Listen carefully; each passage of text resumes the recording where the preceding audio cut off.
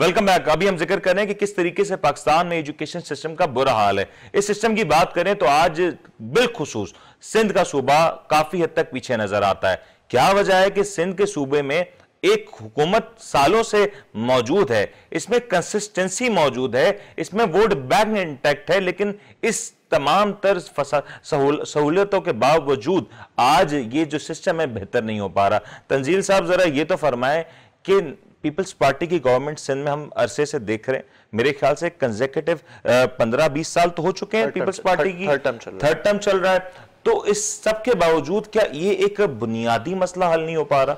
देखिए, अगेन आपको बताऊं, पीपल्स पार्टी की गवर्नमेंट ने थर्ड टर्म किया, 2008 से ये इक़्तिदार में है, उससे पहले भी 90s में इक़्तिदार में रहे, ऑन ऑफ रहे। अब अगर नहीं हो रहा तो ये तो पीपल्स पार्टी बताएगी कि उनके अंदर ऐसी क्या प्रॉब्लम है जिसकी वजह से ये एक एजुकेशन का प्रॉब्लम सॉल्व सर आप तो सर देखिए हम महसूस कर सकते हैं, इनको नजर रखे हुए। आप देखिए हम तो लास्ट शायद उनकी इस्लाह हो जाए। देखिए हम तो लास्ट सैटरडे भी बहुत सारी चीजों के लिए सड़क पर आ चुके थे। अभी एक एजुकेशन एक ऐसा मामला, एक ऐसा मसला है जिसके बारे में बारहा तौर पे इनको बताया गया, इनको कहा गया। यहाँ पे जो समझ आ रही है ना, वो एक विजन है।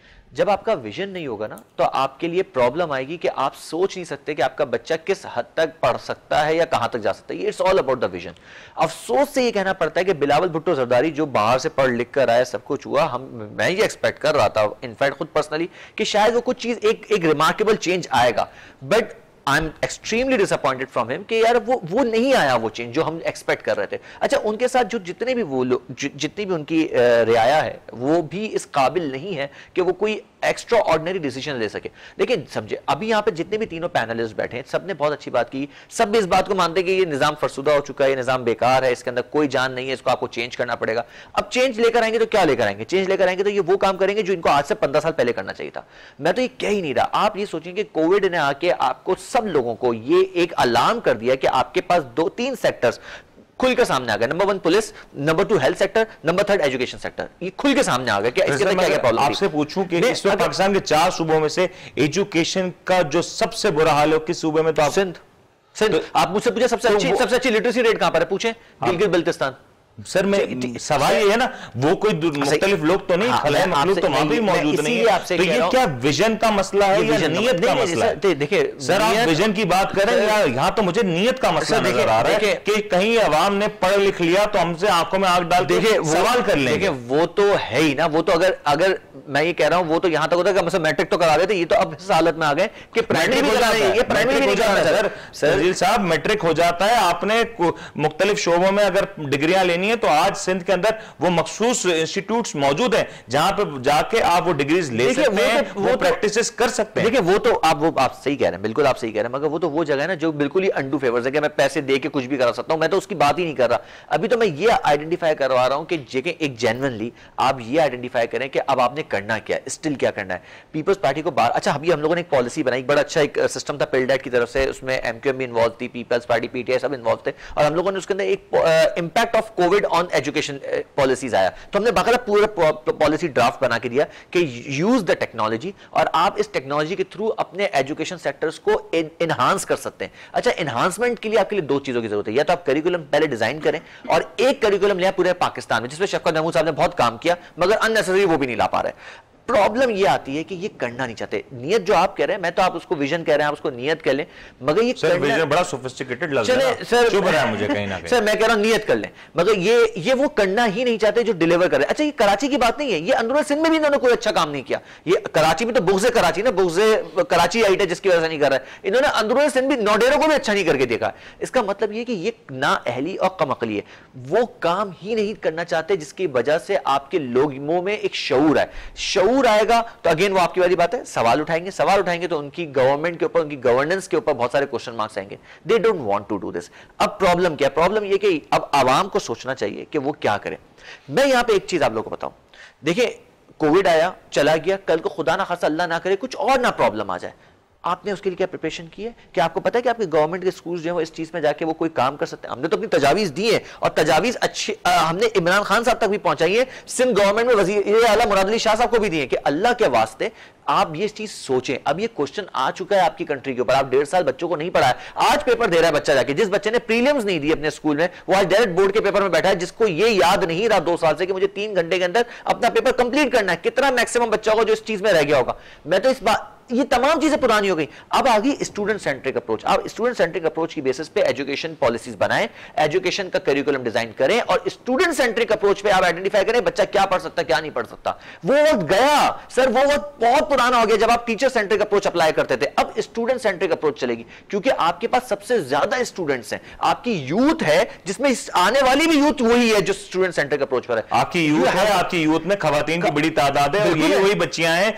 जिनको सड़कों पर बिठा के, जमीनों पे बिठा के, दरियों पे बिठा के एग्जाम्स ले जा रहे हैं। तो आप कहां से यूथ सेंट्रिक अप्रोच की बात कर रहे हैं? तो आप किस तरीके से स्टूडेंट सेंट्रिक अप्रोच की बात कर रहे हैं? मैं तो खुद यही कह रहा हूं, पीपल्स पार्टी को हम तजावीज दे दे के थक चुके, बता बता के थक चुके। मैंने जब लास्ट मेरा था, मैंने उसमें जब एक प्रॉब्लम आई, तजावीज दी कि इन बच्चों को वोट बैंक में शामिल कर लें, शायद पीपल्स पार्टी कुछ काम कर ले। नहीं, वो तब भी नहीं करेंगे, वो सिर्फ वो वहां भी नहीं करना चाहते जहां उनका वोट बैंक है। ये तो वो वाली बात है जहां नहीं है, ये वहां भी नहीं करना चाहते एजुकेशन में जहां उनका वोट बैंक है, क्योंकि वो सवाल ना पूछे। देखें शायद मैं सिर्फ इतना जानता हूं, जो मैंने आपसे अभी डिस्कस करा था ब्रेक में, मुझे इतना अच्छा लगा कि चलें जी, सईद गनी साहब को मैंने भी बहुत फोन करवाए। एक स्कूल का प्रॉब्लम था, वहां पे दरी पे, आप ये कह रहे हैं कि दरी पे बैठ जाएं और इमरजेंसी लाइट लेकर आए क्योंकि अंदर सनलाइट भी नहीं आती, तालबात कैसे पेपर देंगी वहां पे बैठे हुए? तो फर्नीचर आ गया? फर्नीचर जी एक दिन बाद आया और अब वो जिस हालत में, वो तो जाके देखना पड़ेगा अंदाजा। वहां पे लाइट अभी भी नहीं है क्योंकि उस स्कूल की वायरिंग चली हुई है और आपने सेंटर बनाया है। और यही, अच्छा सॉरी टू से, एक और मुझे बात याद आई, मेरे भाई ने कहा कि नोटिफिकेशन नहीं इशू हुआ बहुत सारे सेंटर्स को।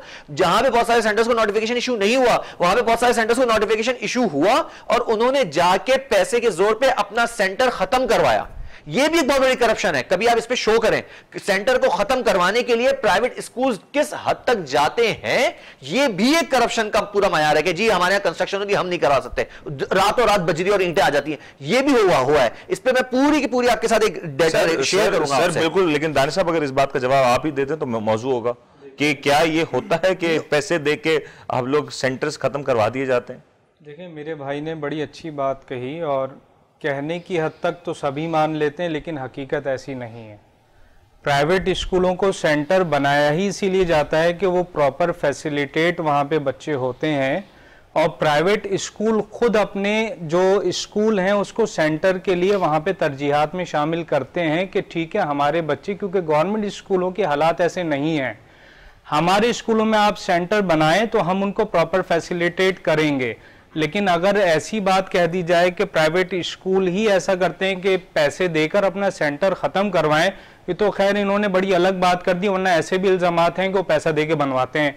तो इल्ज़ामात लगाना आसान है, लेकिन हकीकत तो यह है कि तालीम का जो मराद दी जाती है जब सेंटर्स वगैरह, जी बिल्कुल दी जाती है, लेकिन आटे में जो है जीरे के बराबर होता है। ऐसा ज़्यादातर जो अखराजात हैं वो प्राइवेट स्कूल खुद ही पूरा कर रहा होता है। जो उनके तमाम यूटिलिटी बिल्स हैं, जो इस स्टैंड बाय जनरेटर पे वहाँ पे इंतजामात होते हैं, क्योंकि अब तक जो है ये लोड शेडिंग का मसला वो तो हल नहीं हुआ और जिस टाइम पे स्कूल चलते हैं उस टाइम पे तो ज़्यादातर लोड शेडिंग होती है। इसके अलावा जो भी टीचर्स हैं उनको फैसिलिटेट करना वो प्राइवेट स्कूल का काम होता है। जो बच्चे आते हैं, बाज़ात अगर स्कूल है उसकी कैपेसिटी है 300 बच्चे बिठाने की, तो वहाँ पे 400-500 का बच्चों का सेंटर डाल दिया जाता है। तो वो प्राइवेट स्कूल वहाँ पे फौरी तौर पे फर्नीचर का अरेंजमेंट वगैरह भी करता है और वहाँ पे प्राइवेट स्कूल हर तरीके की कोशिश करता है कि बच्चों को बेहतर माहौल दे सके। अच्छा, प्रॉब्लम यह है कि हम जो है अब तक किसी एक नई पॉलिसी को ना सामने लेकर आए हैं और मैं ये कहूँगा कि पॉलिटिकल इंटरफेरेंस जो है वो तालीमी इदारों से बिल्कुल ख़त्म कर देनी चाहिए। जब बल्कि ये करना चाहिए कि तमाम तर आपके जो इख्तलाफात हैं वो अपनी जगह पे हैं, लेकिन जहाँ पे तालीम की बात आ जाती है वहाँ आप सबको सर जोड़ के बैठ जाना चाहिए। साल में आपको कोशिश करनी चाहिए कि हर महीने में एक दफ़ा आप ऐसी कोई कॉन्फ्रेंस कर लें जिसमें तमाम पॉलिटिकल पार्टी के सरबराहान साथ में बैठें या वो बैठें जो तालीमी सरगर्मियों कंपनियों से वाबस्ता होते हैं, जिनके पास ये ओहदे आते हैं, ये वजारतें आती हैं, और बैठकर जो है स्टेक होल्डर्स को भी अपने साथ शामिल करें, राय मुशावरत के साथ इस मुल्क का मुस्तकबिल आगे बढ़ाने के लिए काम करें। वरना इल्जाम तराशी में जो है हम सिर्फ इस मुल्क का जो हालत है उसको मजीद खराब कर देंगे। जी, इस बात को पर्सनल ले गए, मगर मैं आपको बताऊं, मेरे सामने इस वक्त ये पिक्चर्स मौजूद हैं जो स्कूल्स की पिक्चर्स और वीडियोस हैं। इस स्कूल के ओनर से पूछा गया कि यार ये सेंटर आपने, तो कहा हमें पता भी नहीं है सेंटर कब बना हमारा। इनकी बात यहाँ पे वैलिड होती है। और वो स्कूल जब ये सैटरडे को इसका नोटिफिकेशन इशू हुआ, ये झंझर गोट है सब्जी मंडी की बैक साइड पे, जिसकी मेरे पास तस्वीरें, ये तस्वीरें मौजूद है, चाहे तो आप कैमरे में दिखा सकते हैं, और ये सब वीडियोस मौजूद है, ठीक है, ये सब चीजें मौजूद है। अच्छा, ये जो स्कूल है इसका नाम मैं अगर लेना चाहूं तो आप बता दें, इसका नाम है खैबर ग्रामर स्कूल। इनसे बात हुई, यहाँ पे हालात बहुत खराब है अभी भी, एज ऑफ नाउ भी। दूसरा स्कूल है जिसका नाम मैं लेना चाहूंगा, अच्छा, इन बच्चों का सेंटर पड़ा था सर सैयद स्कूल में, जो कि गुलशन मेमार में। सही, वो सेंटर क्यों खत्म हुआ जबकि उसकी बिल्डिंग बिल्कुल सही थी? उनके ओनर्स ये कह रहे हैं हमें नहीं पता क्यों खत्म हुआ, जबकि वहां पे सेंटर पढ़ना चाहिए था। और सेंटर ऐसे जी ये हुए हैं। देखिए मेरे पास पेरेंट्स की शिकायतें, मेरे पास वीडियोस मौजूद हैं, पेरेंट्स ने वीडियोस रिकॉर्ड की, अपना प्रॉपर जो एहतजाज था वो रिकॉर्ड किया। पेरेंट्स ने कहा हमें सर सैयद का नाम दिया गया, हम गए, उसके बाद हमें पता चला हमारी बच्चियों का यहाँ सेंटर नहीं है। फिर कहा जी झंझरगोड में, पहले तो झंझरगोड ढूंढा, वहां पे ये स्कूल फाइंड आउट किया तो पता चला यहाँ बच्चियां बैठेंगी कैसे। तो ये तो सिर्फ this is one of the story. मेरा कहने का मकसद ये कि ऐसे बहुत सारी चीजों की जो हमें नहीं पता होगी। आपका पॉइंट आ गया, लेकिन अख्तर साहब अगर आपसे मान लेते हैं शायद ये बातें दुरुस्त हैं या नहीं है, लेकिन कहीं ना कहीं अगर इस तरह की फिजा होगी तो क्या हमारे मुल्क में बच्चे पढ़ सकेंगे? क्या हमारे मुल्क में एजुकेशन सिस्टम बेहतर हो सकेगा? कभी भी हो सकेगा? प्लीज ये बता दें जरा। देखिए मैं एक छोटी सी मिसाल देके, प्रॉपर टाउन प्लानिंग से, प्रॉपर तरीके से तमाम काम ना करें और बेहंगम आबादी हो जाए तो उसको प्रॉपर उसमें से आबादी हो गई ना, अब तो नहीं छोड़ सकते। अब आप कहेंगे जनाब ये थोड़ा सा टुकड़ा काट के यहाँ से सीधा कर लीजिए। जब हमने कौम का ब्रॉडअप ऐसा किया है, हमारी सोच ऐसी है, उस वक्त हम क्या कर सकते हैं? अख्तर साहब मान लिया कि इस वक्त निजाम बिगड़ चुका, मान लिया इसमें खराबियां मौजूद हैं, लेकिन अब सही भी तो इसी निजाम को करना है। ये बच्चे कल को हमसे सवाल पूछेंगे कि हमारे मुस्तकबिल का फैसला था, आप खामोश क्यों थे? ये सवाल नहीं पूछेंगे। मैं आपको ये मेरी बात अगर पूरी सुनते हैं आपको समझ में आती। जी जी जी। अब एक एक निजाम ही हमारा कई सदियों से, यानी मैं सदियां लफ्ज इस्तेमाल कर रहा हूं उससे में, कि कई सालों से ऐसा हो गया है। अब मुझे बताइए अब क्या दुरुस्त कर सकेंगे?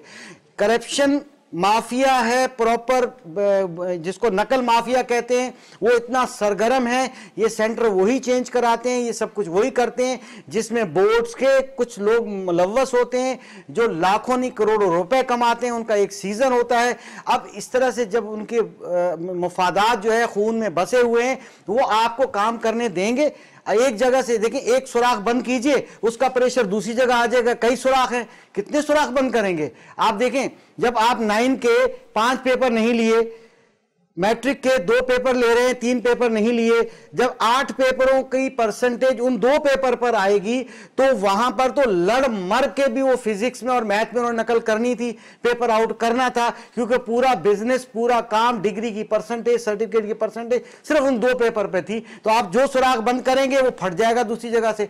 बात सच्चाई ये है कि आवा बिगड़ा हुआ है। हमें जो है ना बहुत रूट कॉज पे काम करना है।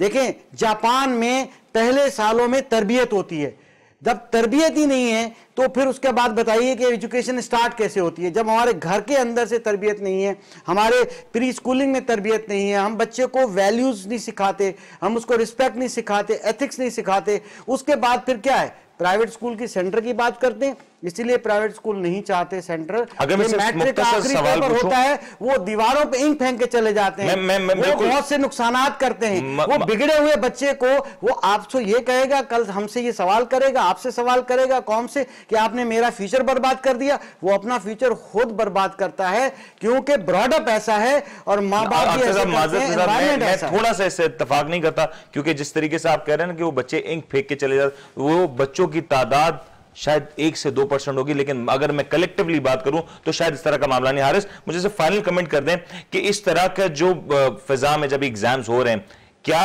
इसके बाद जब रिजल्ट्स आएंगे बच्चे आपको मुतमईन नजर आ रहे हैं, पेरेंट्स मुतमईन नजर आ रहे हैं, असातिज़ा मुतमईन नजर आ रहे हैं? क्योंकि असातिज़ा का बड़ा कलीदी रोल है इस टेस्टिंग टाइम पीरियड में, जहां पे हम, जिस तरीके से अख्तर साहब ने बात बिल्कुल ठीक की कि आज असातिज़ा का जो रिस्पेक्ट का एलिमेंट है वो मिसिंग है, वो खराब हुआ है, और कोविड के बाद इसमें मजीद खराबी आई है। क्या ये सारे जो ग्रुप्स हैं इसके इन नताइज को एक्सेप्ट भी करेंगे या नहीं? मुझे साहब, मुझे नहीं लगता कि ऐसा सच ज़्यादातर जो है ये इसके जो नताइज आएंगे वो पॉजिटिव होंगे, क्योंकि मुश्किल से चंद एक लोग हैं जो करप्शन और इस चीज़ के ऊपर जो करके वो पूरा का पूरा जो है वो सिस्टम तबाह कर देते हैं। और वो हार्डली कुछ परसेंट वो हैं बच्चे जिनको सिर्फ डिपेंडेंट इस पे होते हैं। लेकिन जो बच्चा बेचारा पूरे साल मेहनत करता है, जिसको अंदाज़ा है कि मेरी जो परसेंटेज किससे इफेक्टिव होगी, तो वो तो बेचारा पीछे रह जाएगा। और रही बात टीचर की, तो टीचर भी बिल्कुल इससे जो है वो मुतमईन नहीं है, क्योंकि उसको पता है कि जिस तरीके से जो आज हाल हुआ है, जो पेपर्स आउट हुआ है, जैसे आपको भी पता चला, जैसे सबको जो है ये हमें भी इंफॉर्मेशन मिली, तो उसके बाद तो मुझे नहीं लगता कि बच्चे और टीचर जो है इस चीज़ से सेटिस्फाई हो पाएंगे। और जो 2-3 लोग हैं जो क्या कहते हैं, चंद एक लोग कुछ परसेंट के हिसाब से, कि जिनका जो है सिर्फ काम ही है वो डिपेंडेंट चीटिंग के ऊपर करते हैं, और उसको पता है मुझे पैसे देके चीटिंग करके मुझे पास हो जाना है, तो फिर मुझे पढ़ने की क्या ज़रूरत है। और वो बच्चे जो बेचारे मेहनत करते हैं पूरे साल, वो पीछे रह जाते हैं। तो अनसेटिस्फैक्टरी मुझे नहीं लगता कि वो बच्चे सेटिस्फाई हो पाएंगे। ठीक हो गया दानिश, जरा फिर फाइनल कमेंट कर दें क्योंकि प्रोग्राम का टाइम खत्म हो रहा है। क्या इस माहौल के बाद हम कहीं कोई देख रहे हैं कि आपकी एसोसिएशन या दीगर एसोसिएशन, आप लोगों ने पहले बड़े एहतजाज किए, बड़ी सारी रैलीज, मेरे ख्याल से इस्लामाबाद तक आप लोग के मार्च का ऐलानात भी हुए, इसके बाद हम देखेंगे कि क्या आप लोग की तरफ से कोई फैसला किया जाएगा कि इस निज़ाम को बेहतर बनाया जाए?